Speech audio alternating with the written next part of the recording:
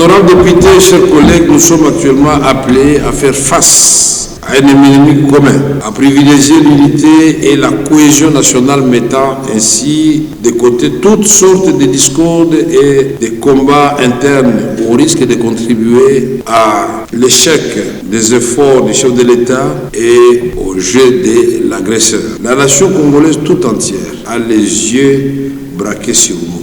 Et l'histoire nous jugera chacun à ce qui le concerne sur son niveau d'engagement pour la libération de nos populations du Nord Kivu, du Sud Kivu et de l'Ituri. Je reste convaincu que votre contribution pourra sans nul doute se joindre au combat que ne cesse de mener sans répit Son Excellence Félix-Antoine Tshisekedi Tshilombo, président de la République, chef de l'État, commandant suprême de nos forces armées et de la police nationale. Aussi est-il important en ce moment de réitérer notre soutien et accompagnement à nos vaillants soldats des forces armées de la République démocratique du Congo et aux patriotes qui, jusqu'au sacrifice suprême, sont déterminés à défendre bec et ongle l'intégrité territoriale de la République démocratique du Congo. J'invite tous les honorables députés à regagner leur circonscription électorale et sensibiliser le peuple à la résistance face à l'agresseur rwandais conformément à l'alinéa 1er de l'article 69 de notre Constitution. Cet appel à la résistance devra désormais faire battre le cœur de chaque Congolais et devra être relayé par chacun d'entre nous auprès de nos électeurs respectifs afin de raviver la flamme du patriotisme sur toute l'étendue du territoire national.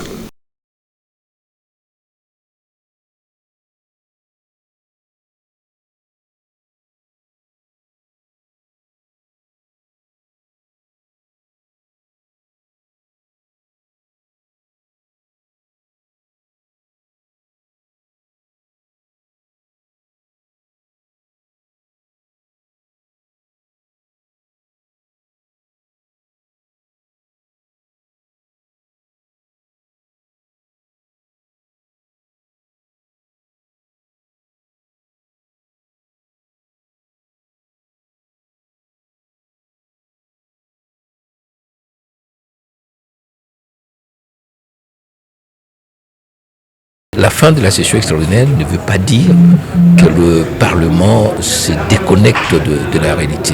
Voilà pourquoi il y a eu cette première réunion du bureau de l'Assemblée avec les élus, le caucus du Nord Kivu, du Sud Kivu, de l'Ituri.